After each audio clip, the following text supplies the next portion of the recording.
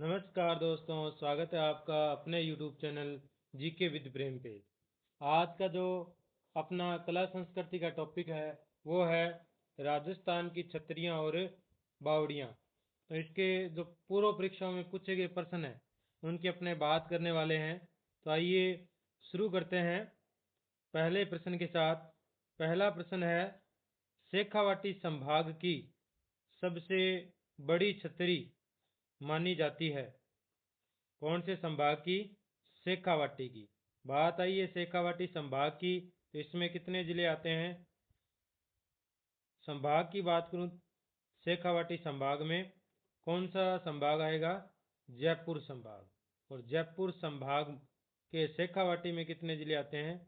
3, चूरू, झुंझुनू और सीकर। तो बात करते हैं सबसे बड़ी छतरी की।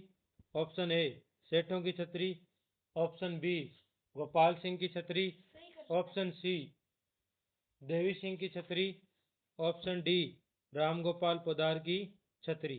तो शेखावाटी की सबसे बड़ी छतरी मानी जाती है रामगोपाल पोदार की छतरी, जो रामगढ़ सीकर में स्थित है। कहाँ पे स्थित है? रामगढ़ सीकर में। इससे शेखावाटी की सबसे बड़ी छतरी माना जाता है। वहीं सेठों की छतरी की बात करूं तो ये भी रामगढ़ सीकर में स्थित है। गोपाल सिंह की छतरी करौली में स्थित है। उसके बाद में अगला प्रश्न है कि निम्नलिखित में से सुमेलित नहीं है, ये आपको बताना है। ऑप्शन ए गैंटोर की छतरियां जयपुर, ऑप्शन बी नाहड़ आहड़ की छतरियां कोटा, ऑप्शन सी नेड़ा की छतरियां अलवर, ऑप्शन डी बड़ा बाग की छतरियां जैसलमेर। तो इसमें असुमेलित है आहड़। आहड़ कहाँ पे है? उदयपुर में। तो आहड़ की छतरियां कहाँ पे है? उदयपुर में, जो मेवाड़ राजघराने से संबंधित है।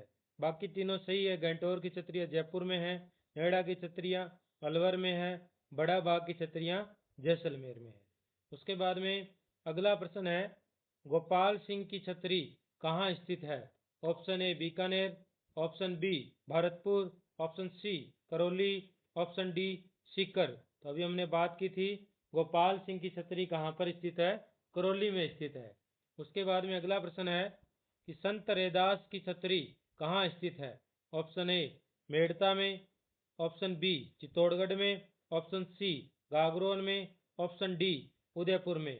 तो संत रैदास या संत रविदास, इनका संबंध है मीराबाई से। मीराबाई की ये क्या थे? गुरु थे। मीराबाई के क्या थे? गुरु थे। तो मीराबाई का जन्म तो मेड़ता के मेड़तिया परिवार में हुआ और विवाह मेवाड़ यानी चित्तौड़ में हुआ। तो मीरा मंदिर कहाँ बना हुआ है? चित्तौड़ में। वहीं पे संत रैदास की स्मृति में संत रैदास की क्या बनाई गई है? छतरी। तो इसका आंसर है चित्तौड़गढ़। उसके बाद में अगला प्रश्न है, मूसी महारानी की छतरी किस जिले में स्थित है? Option A Jaipur, option B Chittorgarh, option C Alwar, option D Udaipur. तो मूसी महारानी की छतरी कहाँ पे है? अलवर में है। ये 80 खंभों की छतरी है। कितने खंभों की है? 80 खंभों की छतरी है। और इसका निर्माण किसने करवाया? इसका निर्माण करवाया था विनय सिंह ने। निर्माण किसने करवाया? निर्माण करवाया विनय सिंह ने। अलवर के महाराजा विनय सिंह ने मूसी महारानी की छतरी का क्या करवाया? निर्माण करवाया था। मूसी महारानी कौन थी? तो अलवर के महाराजा बख्तावर सिंह की पासवान थी। कौन थी? बख्तावर सिंह की पासवान, नौकर, पासवान। तो अब मूसी महारानी को महारानी की उपाधि क्यों मिली? जब बख्तावर सिंह जी की मृत्यु हुई तो बख्तावर सिंह की जितनी भी रानियां थी उन्होंने सती होने से क्या कर दिया? इनकार कर दिया। आपको पता है उस समय राजस्थान में सती प्रथा प्रचलन में थी। तो सती होने से इनकार कर दिया। तो मूसी महारानी ने सती होने के लिए ये तैयार हो गई। ये बख्तावर सिंह के पीछे सती हुई, इस कारण इन्हें महारानी की क्या दी गई? उपाधि दी गई है। उसके बाद में अगला प्रश्न है कि राजस्थान में राव कल्याणमल की छतरी कहाँ पर स्थित है? Option A Bikaner, option B Jaisalmer, option C Alwar, option D Jodhpur. तो राव कल्याणमल का संबंध किससे है? बीकानेर से है। तो छतरी भी कहाँ पे होगी? बीकानेर में होगी। उसके बाद में अगला प्रश्न, नेड़ा की छतरियां किस जिले में स्थित है? Option A Bharatpur, option B Alwar, option C Sikar, option D Pali. तो नेड़ा की छतरियां स्थित है अलवर में। अब नेड़ा की छतरियों को टहला की छतरियां भी बोला जाता है। इनको कहते हैं टहला की छतरियां। नेड़ा की छतरियां या टहला की छतरियां एक ही बात है। और ये कहाँ पे है? सरिस्का में बनी हुई है। सरिस्का अभ्यारण्य में बनी हुई है। सरिस्का अलवर में बनी हुई है। टहला की छतरियां अपने भित्ति चित्रण के लिए क्या है? प्रसिद्ध है। किसके लिए प्रसिद्ध है? भित्ति चित्रण के लिए। हवेलियां तो भित्ति चित्रण के लिए कहाँ की प्रसिद्ध है? शेखावाटी। और छतरी, नेड़ा की छतरी किसके लिए प्रसिद्ध है? भित्ति चित्रण के लिए। यहाँ पे बनी है एक मिश्र जी की छतरी। किसकी छतरी बनी है यहाँ पे? मिश्र जी की छतरी। मिश्र जी की छतरी जो काफी प्रसिद्ध है भित्ति चित्रण के लिए, और जिस पर प्रमुख चित्रण किया गया, जैसे भित्ति चित्रण किया गया है 10 अवतार, यानी जो 10 अवतार हुए उनका चित्रण किया गया है। इसके अलावा अर्धनारीश्वर का चित्र है यहाँ पे, अर्धनारीश्वर। इसके अलावा समुद्र मंथन का चित्र है यहाँ पे। इस छतरी पे समुद्र मंथन का भी क्या मिलता है? चित्र मिलता है। रामलीला का भी क्या मिलता है? इस पे चित्रण मिलता है। और हॉलैंड की प्रसिद्ध चित्रकार मेरियम बर्गर ने कहा, सदियों तक प्रकाश में खुला रहने के बावजूद रासायनिक रंगों के विपरीत, यानी इसमें एक भी रासायनिक रंग का प्रयोग नहीं हुआ है, इन रंगों की चमक का ज्यों का त्यों बना रहना क्या है? आश्चर्यजनक है। किसने कहा था? मेरियम बर्गर। बर्गर तो सारा खाओ ही होते। तो मेरियम बर्गर ने किस छतरी के बारे में कहा है? नेड़ा की छतरियों के बारे में। इसकी चमक का ज्यों का त्यों बना रहना क्या है? आश्चर्यजनक है। उसके बाद में अगला प्रश्न, निम्नलिखित में से जोधपुर में स्थित नहीं है। ऑप्शन ए प्रधानमंत्री की छतरी, ऑप्शन बी ब्राह्मण देवता की छतरी, ऑप्शन सी मामा भांजा की छतरी, ऑप्शन डी वीर दुर्गादास की छतरी। तो वीर दुर्गादास की छतरी जोधपुर में नहीं है। कहाँ पे? ये उज्जैन में बनी हुई है। कहाँ पे बनी हुई है? उज्जैन में। और उज्जैन में कौन सी नदी के किनारे? क्षिप्रा नदी के किनारे ये छतरी बनी हुई है। हालांकि वीर दुर्गादास राठौड़ का संबंध किससे रहा है? जोधपुर से रहा है। इन्हें मारवाड़ का यूलिसेस भी कहा जाता है। अजीत सिंह की इन्होंने रक्षा की और उन्हें अपना जो राजकाज था पुनः दिलाने में उनकी सहायता की थी। आस्करण जी के क्या थे? ये पुत्र थे। प्रधानमंत्री की छतरी भी कहाँ पे है? जोधपुर में है। प्रधानमंत्री कौन थे? राज सिंह चंपावत। प्रधानमंत्री राज सिंह चंपावत की छतरी है ये। प्रधानमंत्री राज सिंह चंपावत। ब्राह्मण देवता की छतरी मंडोर जोधपुर में है। मामा भांजा की छतरी भी कहाँ पे है? जोधपुर में बनी हुई है। उसके बाद में अगला प्रश्न देखते हैं। अगला प्रश्न है, 84 खंभों की छतरी का निर्माण किसके द्वारा करवाया गया? एक हमने पढ़ी मुस्लिम महारानी की छतरी जो 80 खंभों की थी। यह है 84 खंभों की। किसके द्वारा करवाया गया? Option A Raja Abhay Singh, option B Raja Anirudh Singh, option C Raja Vinay Singh, option D Raja Hamirdev.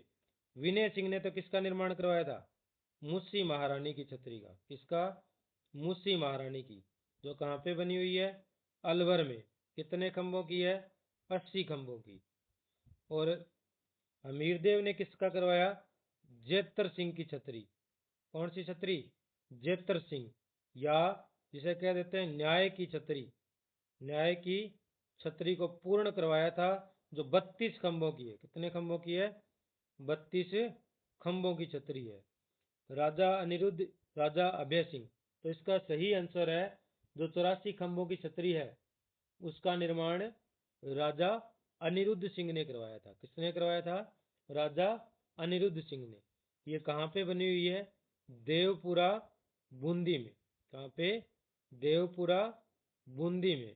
और बूंदी को कहा जाता है बावड़ियों का शहर, सिटी ऑफ स्टेपल्स।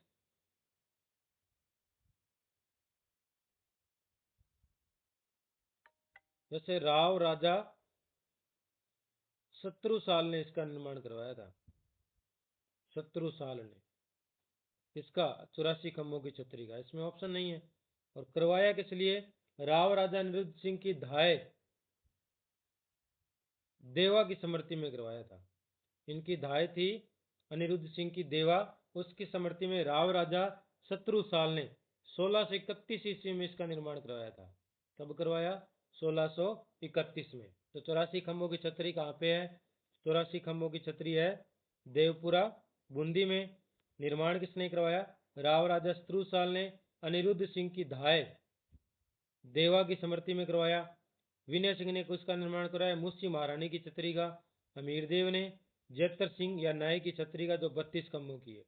उसके बाद में अगला प्रश्न है कि मंडोर के देवलों, इसकी बात हो रही है अब। मंडोर के देवलों में जोधपुर के किन शासकों के स्मारक शामिल है? देवल क्या होते हैं?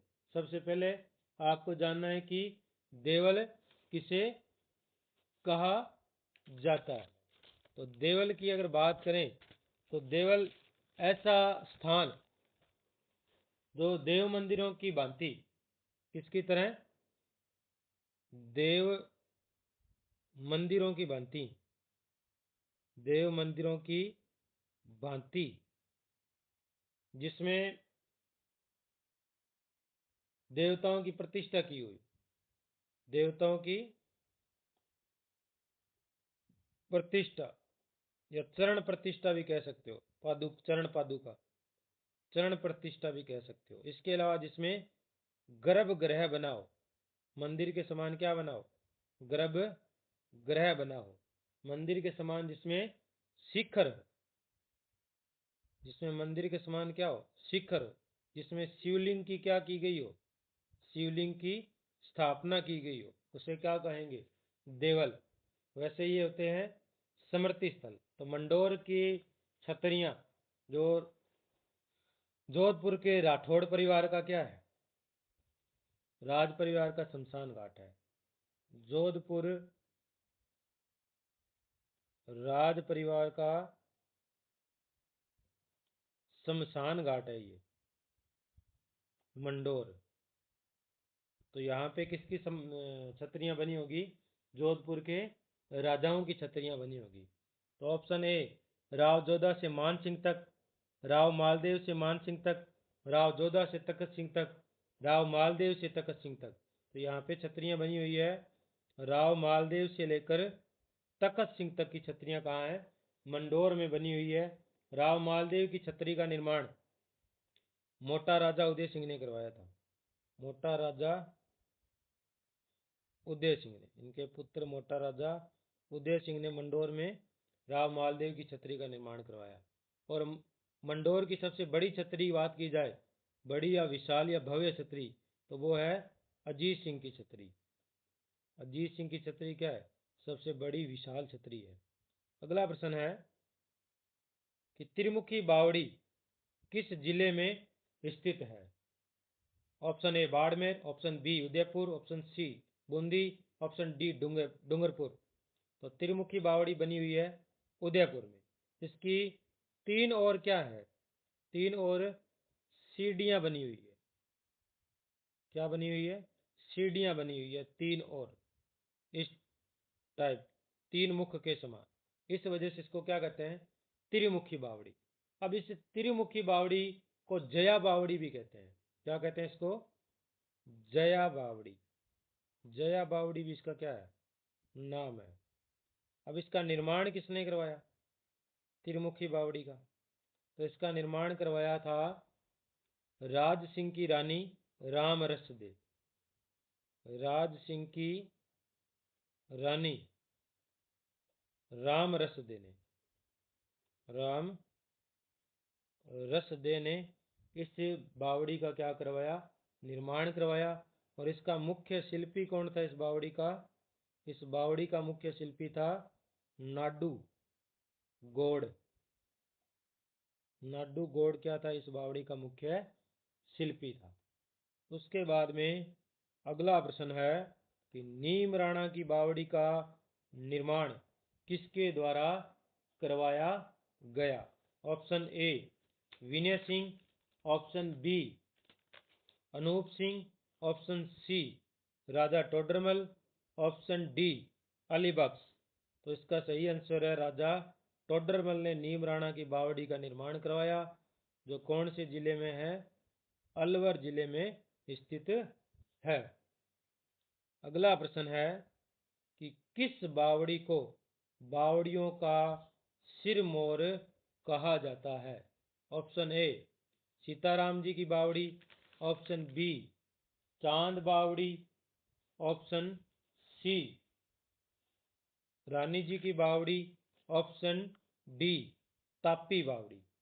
तो यहाँ रानी जी की बावड़ी को क्या है, बावड़ियों का सिरमौर कहते हैं, जो कहाँ पे स्थित है, बूंदी में स्थित है।